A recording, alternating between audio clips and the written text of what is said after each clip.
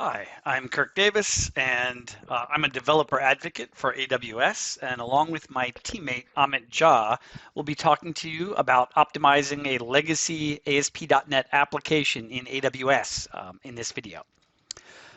As a reminder, in the preceding video, you learned how to optimize and automate building Amazon Machine Images, or AMIs.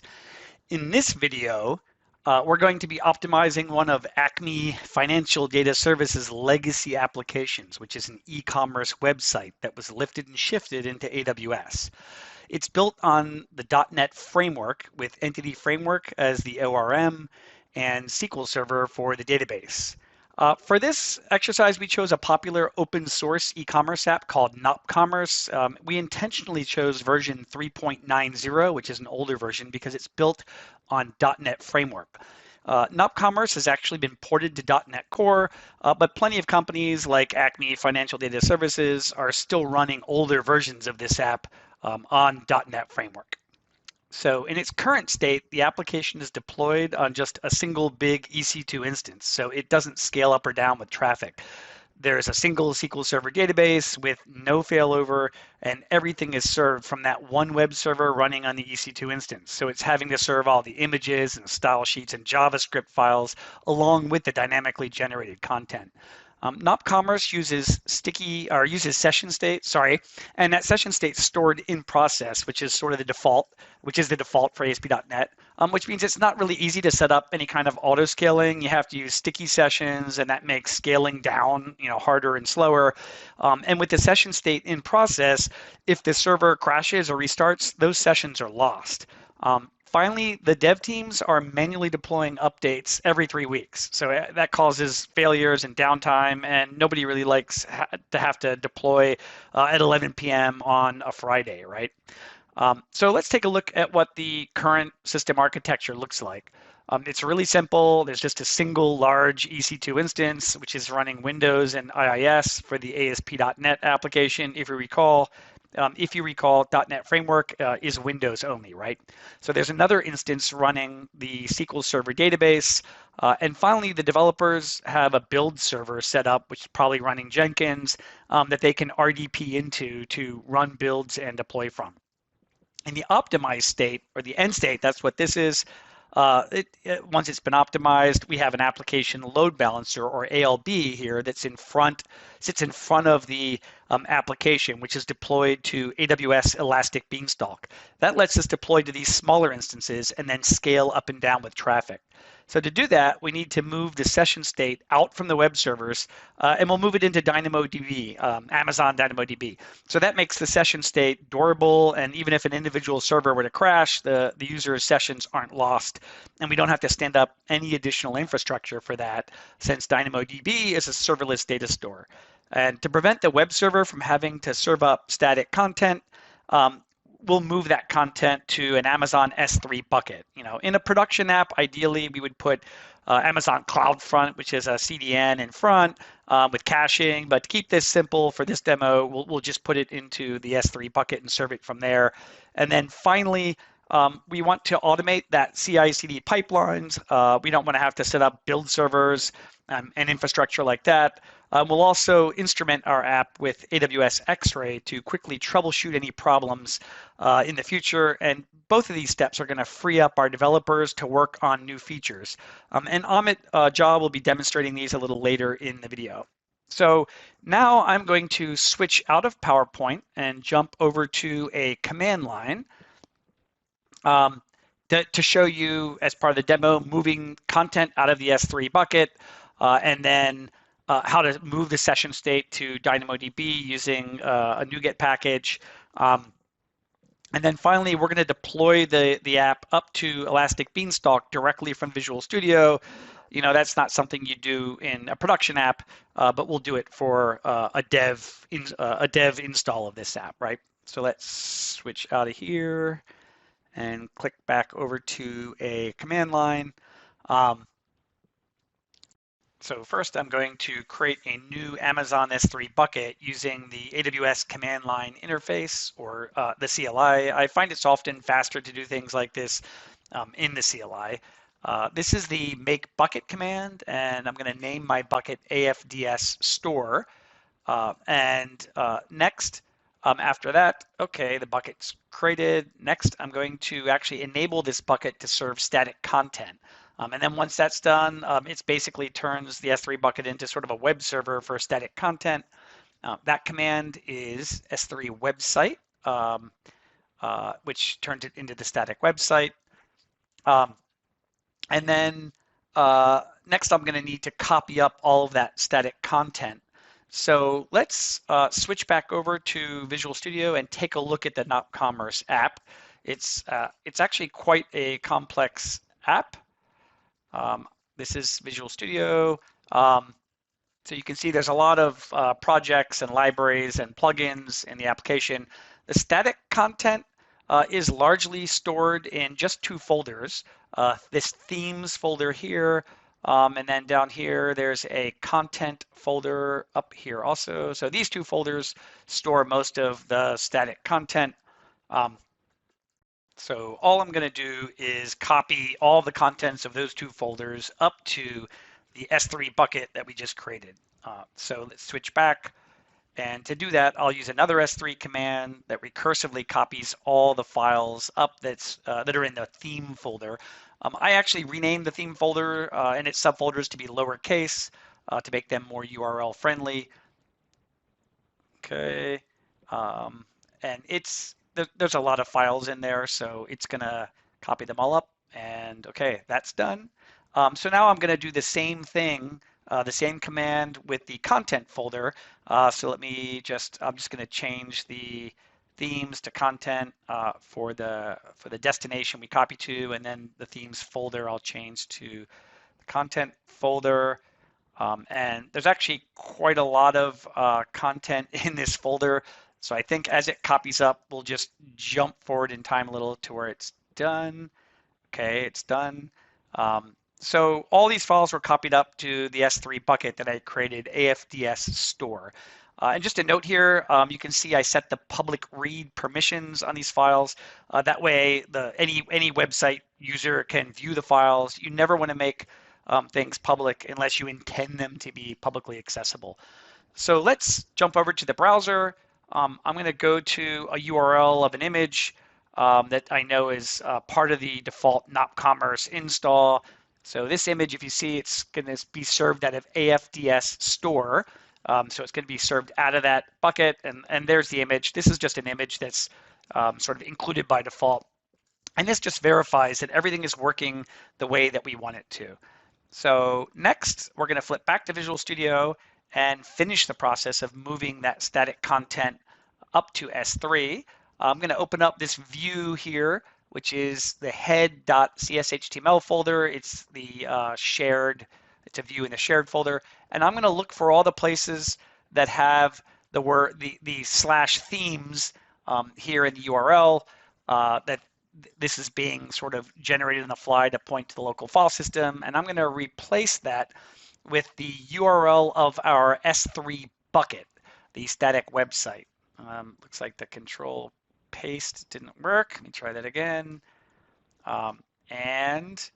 Okay, there we go. So I'll just replace all the instances of that in this file. And then I think there's 3 occurrences it says it found. So next, if we go down to the bottom, you can see that the slash content folder, it's pulling a file out of there. And so we're going to do the same thing and replace the tilde slash content with the S3 buckets URL again. So let me paste that in here. Okay. Okay, for Not Commerce, there's also this picture service, which is the class we're looking at here. It dynamically generates image URLs, and the method in here that we want to look at is getThumbURL. This method basically returns URLs. So I already know that the particular code that I want to edit is what sets the store location that gets used by the next line to compute the URL. So I'm going to just paste in the S3 bucket URL, the S3 website URL here, and then I'll just comment out that next line and hit save. And so with that, we're all done with updating the application to serve static content out of the S3 bucket. So we moved all the static content. It'll be served from the S3 bucket rather than from the local file system. And this is going to reduce load on the web server so that we can use smaller instance sizes and so on. So the next thing that we want to do is we're going to want to next optimization we want to do is to move the session state out of process. And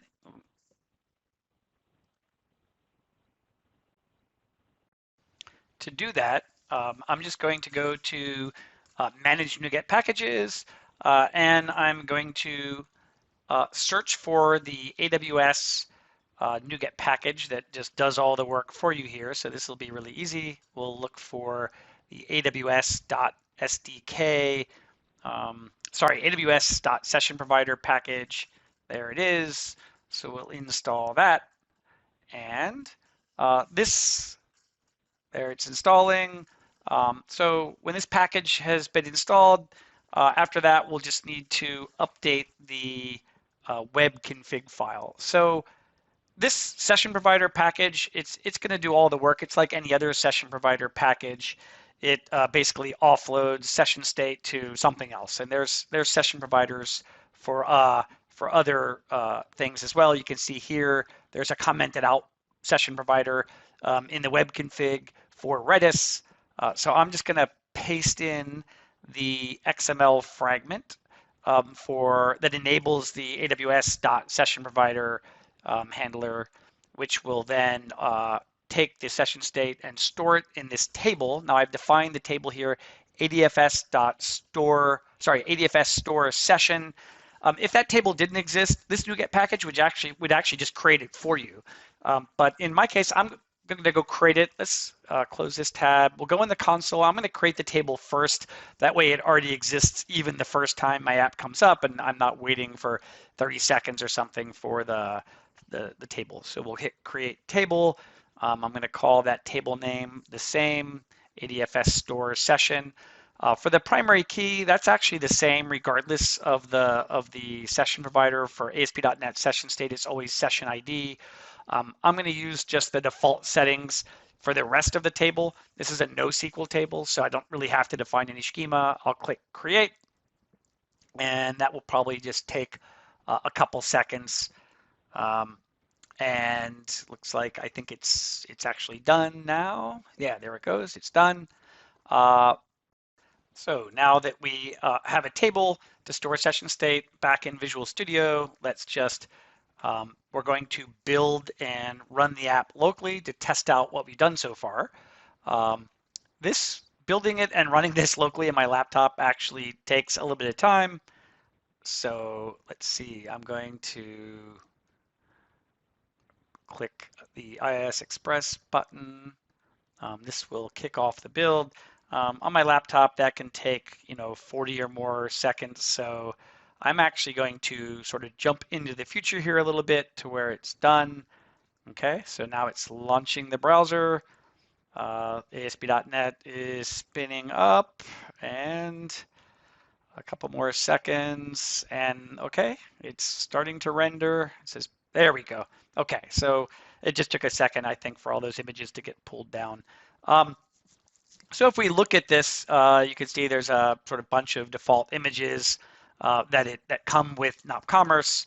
If we take a look at one of these images, if we right-click and do view image, I can see that if you look up in the URL, the base of the URL is that bucket name that we just the bucket we just created, and then even if we go down to one of the CSS defined images and do like inspect element in here, and then find the URL that's defined in the CSS, and then actually click on that and pull it up, same thing. You can see it. This static image is also being served out of the S3 bucket that we had created. So we've offloaded all of the images and all of the other static content from S3. So I'm going to close a couple of these tabs down, let's see, I'll just close the whole browser down and we will go back to Visual Studio.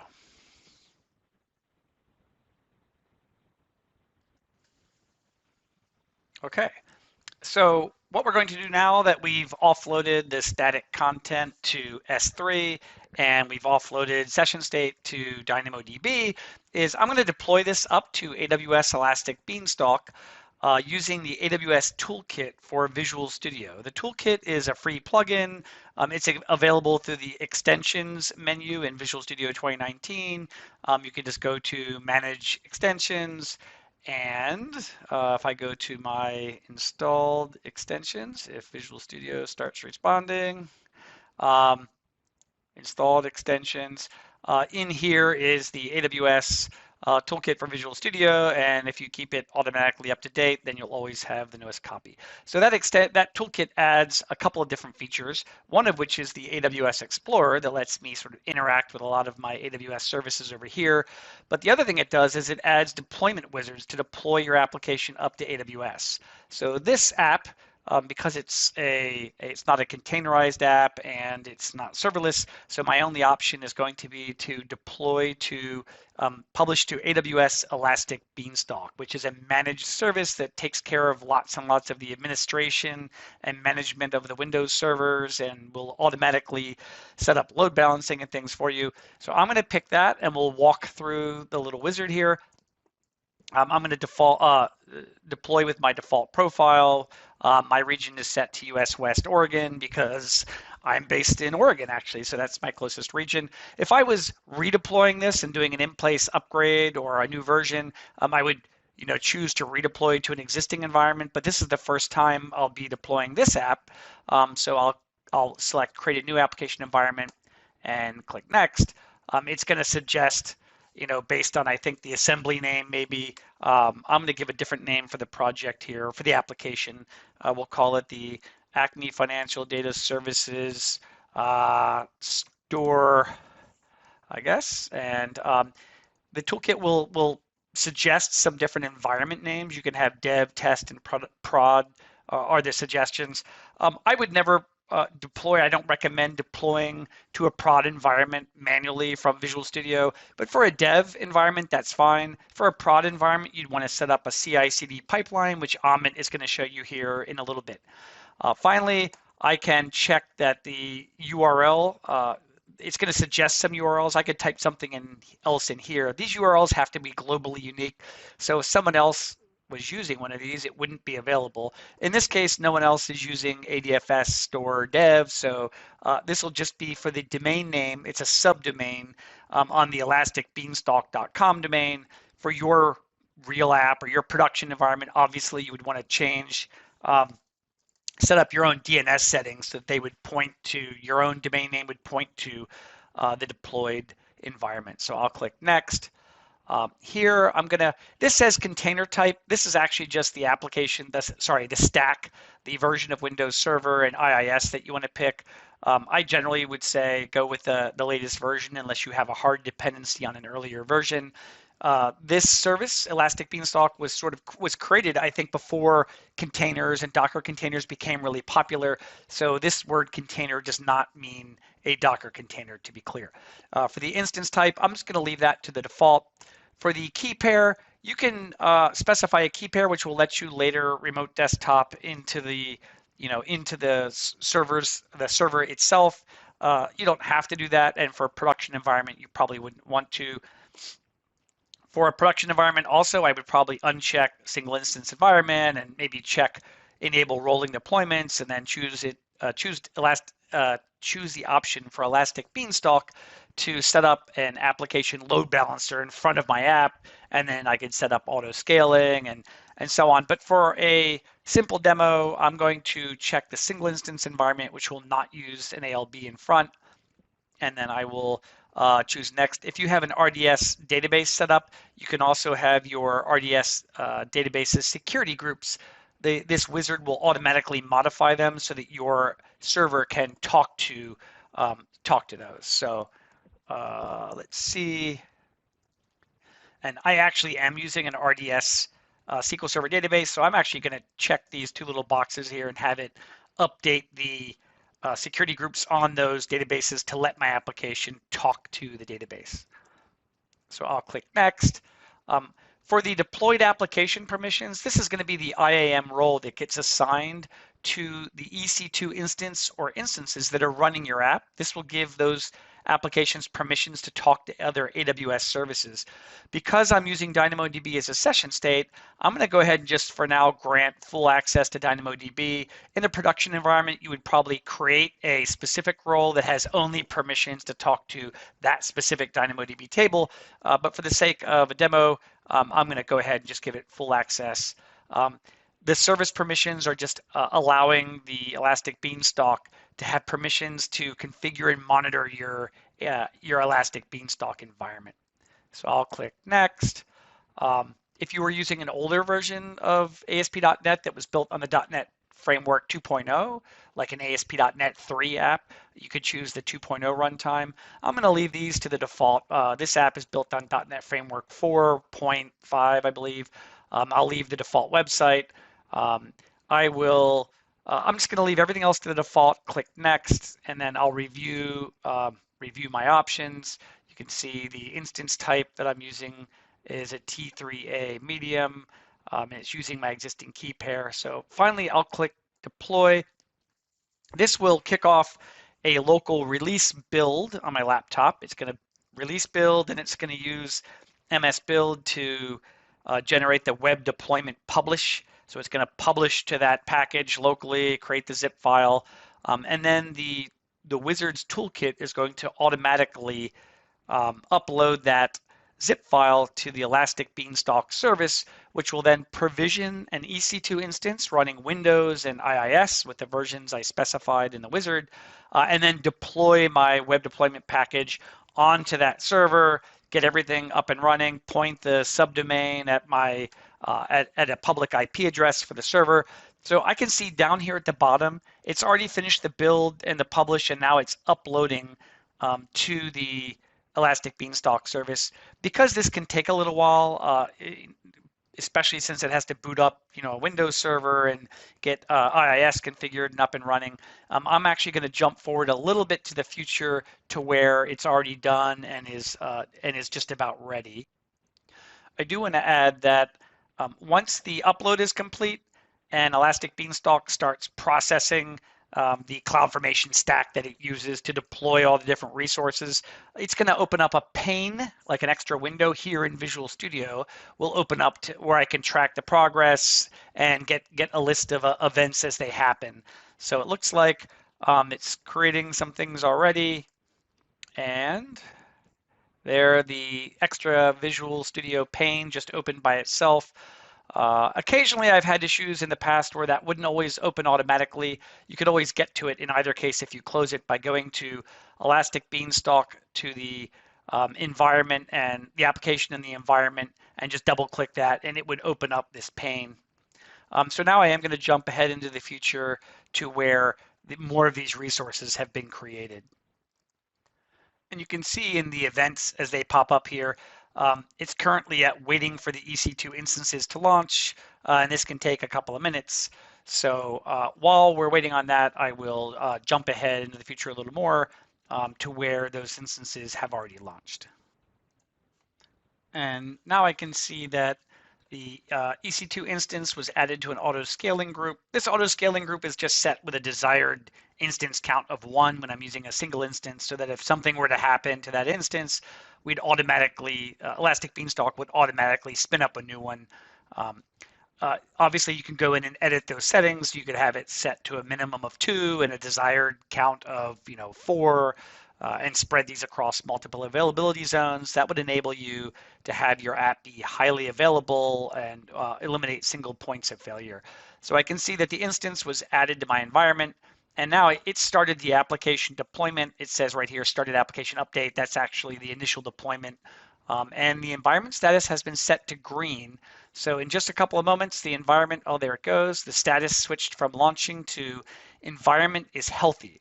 So I should be able to go ahead and click this URL. Let me make sure my correct browser is selected over here, so it shows up for us. I'll click this URL, and it's going to launch that in this. Our store will come up. This can take a couple seconds the first time because ASP.NET has to sort of pre-compile the application. So let's give it a couple seconds. And ta-da! Okay, this came up locally. Or sorry, locally. This is actually being served out of the Elastic Beanstalk website. So if we look through this, we can see everything looks normally. If I check these images again, if I do view image location, again, you can see that this is all being served out of the S3 bucket. I didn't actually go through and check every single view. We just modified that one view. So if I come to view page source, you'll see that some of the stuff that I changed is now being served out of the S3 bucket. So I could have found the other views where those are specified and just updated those in the same way. So now to check the other optimization we did, which was moving the ASP.NET session state out of in process and into DynamoDB, I actually need to log in and then add some things to my shopping cart, and I think click checkout, because it's the shopping cart service in .commerce that actually uses session state. So if I come back over to our DynamoDB table that we created, which was AFDS store session, and click on items, and even if I refresh, there's nothing in there right now. So I'll come back over here and I will log in. I actually used my personal email to set this account up, so I'm going to jump ahead to where I've already logged in. Okay, so now I'm logged in, and so I now have log out in my account. I will come down and add something to my shopping cart. I'm going to add this MacBook Pro 13-inch. It says minimum quantity of 2, so I'll click add to cart.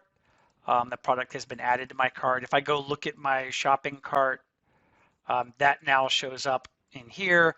I'm going to go ahead and click this and just click checkout, and I think that's probably enough to cause the session state to be generated. If I click over here, okay, I can see that there is session state there. I can make this a little wider. If I click on that session state, you can see that there's a session ID for it, which is sort of the primary key. And session automatically stores some other things as well, expires and create date. The actual session data is in here somewhere, but really it's not meant to be sort of viewed by humans. So in any case, that's really all that I had to demo. I wanted to demo that this website could be deployed up to Elastic Beanstalk, that all the static content, the images and CSS could all be served out of an Amazon S3 bucket. And finally, that the session state can be offloaded to DynamoDB, which would enable us to scale up and down and not worry about losing a user's shopping cart if one of the servers were to crash. And so for the second part of this video, I'm going to pass over to my teammate Amit Jha, and he's going to show you how to optimize additional aspects of the application, including setting up a CI/CD pipeline and using AWS X-Ray and some other topics as well. So Amit, over to you. Thank you, Kirk. Thanks a lot. So what we have seen so far is typical .NET monolithic application being deployed onto AWS. Leveraging AWS Toolkit for Visual Studio. Kirk also showed us how you can change your in-memory session state and leverage Amazon DynamoDB. Yes, AWS Toolkit for Visual Studio works great. And from a developer tester point of view, where you can quickly change, deploy, check, iterate quickly. When it comes to the production use cases, most of the organizations like to have their own CI/CD pipeline. And there are many other reasons for the same, be it they have custom scanning, maybe code review, security reviews. So we will be looking at how you can leverage AWS CodeStar services to set up CI/CD pipeline. Also understand the customization, like what can you run something before build? Can you run something after build at the deploy stage? Understanding those knobs. Finally, we'll look at tracing, how you can enable tracing in your application. Very useful for troubleshooting as well as performance troubleshooting based use cases. So let's get going. Yeah, DevOps, culture, architecture, tools, process, all of its motto is to actually reduce the feedback loop. What's the feedback loop? If you see on the left, there is engineering. On the right, it's customer. So an engineering developer checks in or commits a code. That code gets built, tested, and then deployed. Customer gets their hands to the feature. They look at it, give feedback to the engineering team, and that the whole cycle continues. So the distance between check-in commit to build, test, deployment, and getting in the hands of customer is what we are trying to reduce as much as possible. So that iteration can be faster. And the more the iteration, the more the innovation speed. What are the different stages in SDLC? Typically, there are 5. And as you can see, source, essentially where you keep your source code, build.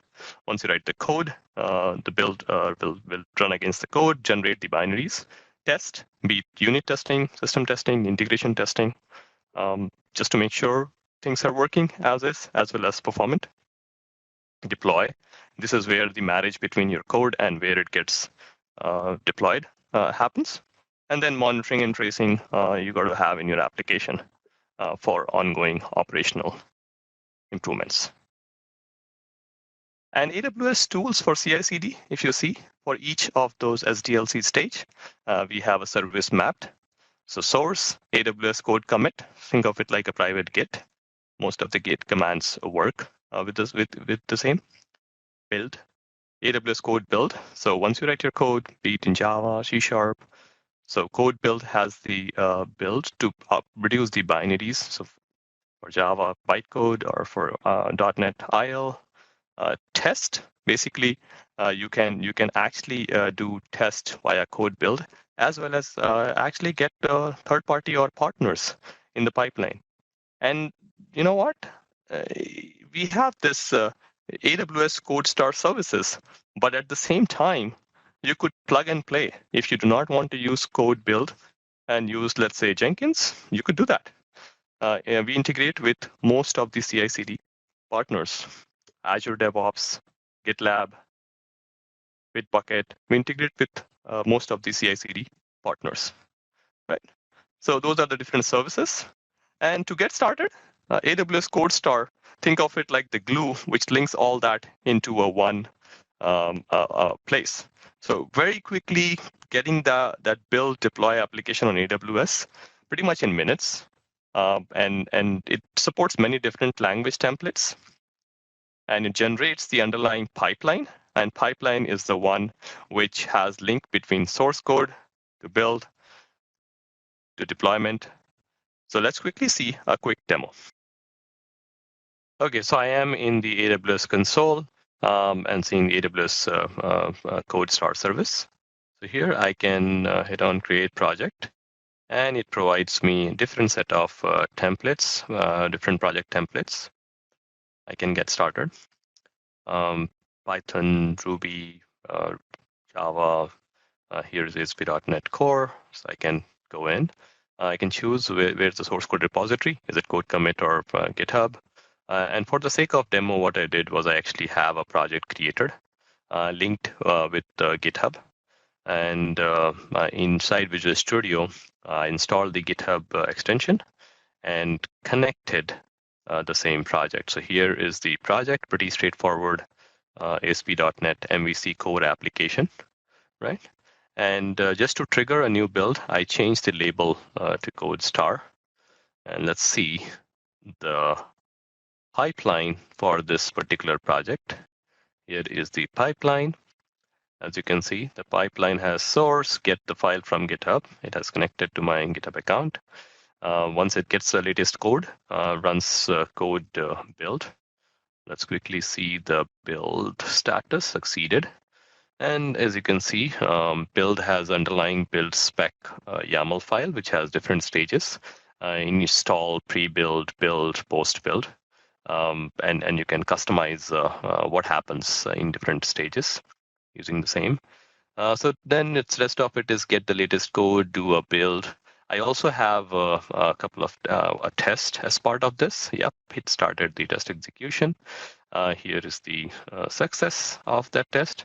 Once it is successful, the whole build stage, the output is uploaded to the S3 bucket. Great. So once we have the file uploaded, then it's basically the deploy stage. So generate the CloudFormation and then deploy onto underlying EC2 instance. So if you see now the application, so before the application had code services, and now if I see the application, it should show you a CodeStar service, right? Very, very simple, end-to-end. Helps you get started quickly and understand the whole end-to-end pipeline. So AWS Code Build has this build spec .yaml file, and it has typical phases: installed, pre-build, build, post-build. And it's very self-explanatory. Like while installed, you want to have the need to install certain other things. Like if your testing needs some other mocking framework, maybe that's a candidate to install. Pre-build, what you need to set up before the build gets triggered. Build, do you have some additional things at the time of building? And post-build, once the command has run, build has been successful or failed, and maybe you have some other set of steps that you can add. Right, so let's quickly see a demo of customizing build spec. Okay, so we saw an end-to-end pipeline for this particular project, which is ASP.NET Core-based application. It has two projects, if you see in the solution, Core as well as the test, right? And if I want to see the corresponding build spec file, it is pretty straightforward. In the install, I have a .NET mentioned to 3.1. Pre-build, we are restoring, and actual build, we are publishing basically both the core project as well as the test project. And for test project, we are doing the VS test. Finally, we are taking all the output from the build and www root and uploading it. That's pretty straightforward build spec file. Now let's say that if we need to customize this build spec file for the NOP Commerce project that Kirk had, right? Quickly remind you the NOP Commerce project, right? And it has more number of libraries and projects, right? Significant amount of them. So the easier way is to know exactly what projects in which order is just doing a quick publish to some kind of a local folder. And it gives you a pretty neat output where you can see the order in which it is being built. So what I did was quickly created the build spec file for NOP Commerce. So here you go. And here is the build spec file. Typically, runtime version same, 3.1. But in this case, we have more than a couple of projects. NOP Commerce Web has dependency with core, data, services, web framework. So you need those. Similarly, they are being published. And then finally, the output, the folder structure, you have to be mindful. In this case, it has a solution folders for different set of projects. So you have to be mindful on the folder structure, right? And then what I did was I created a pipeline to show you. Let's quickly go in and go to see the projects. Here is my NOP Commerce project. So that's the pipeline. Let's quickly see the end-to-end code pipeline. Again, gets from the GitHub. And here is the build. Let's go ahead and see the build logs. Okay, so it got in phases. I can see it. That's where you got the nop.core, nop.data, nop.services, nop.web framework, and then finally the nop.web. So publish, here is the publish starting. And Yep, published the second one, third one. So that succeeded, build stage succeeded, and it created the output that it uploaded onto the S3. And let's see the deploy stage. Yep. Let's go to the project back again. Here is the nopcommerce.net pipeline. Go back. And the deploy was also successful. Let's see this command. By the way, deploy uses app spec YAML. We've been discussing so far build spec, but app spec is relatively simpler, where you have pretty much, you specify the file source destination from where it picks and then from where it goes. And you may have custom hooks for different set of events. In this case, I use the CodeStar script folder that has a good amount of utilities to configure. Right, so let's go back. Here you go. That's the one. And it did succeed.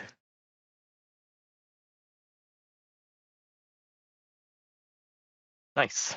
So that's the end-to-end customization for your applications. You can create your pipeline.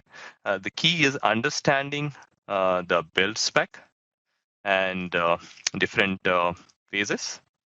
What command should go where? Remember, you may have different folder structure, so be mindful of that. Multiple projects, be mindful of that. And then final output, don't forget to include them once they are built. So X-Ray, right? X-Ray is built for cloud native applications, microservices, event-driven applications, where you may have many tiers. And it's hard to know what's happening across tiers. And many of the times when you have a call coming in, it may go through many different services. So troubleshooting in a distributed architecture becomes a little difficult. And that's where X-Ray comes in. It collects traces. It has a correlation ID, so you can know exactly which traces map to the single correlation ID. And it captures different set of services which can be used to know HTTP statuses, how much time it took, metadata, and also troubleshoot unique issues. How does it work? Very quickly, it collects traces. That's important. Once it collects, records them, right? So each one is basically, there is raw data for traces, and then it generates a service map on top of it. The service map is basically to see the trace data in a way that you can actually easily see latencies. You can see HTTP statuses, where it failed, and also metadata for each services. Once it grows, the analysis becomes very meaningful to see peculiar or unusual behaviors and narrow down and find the root cause.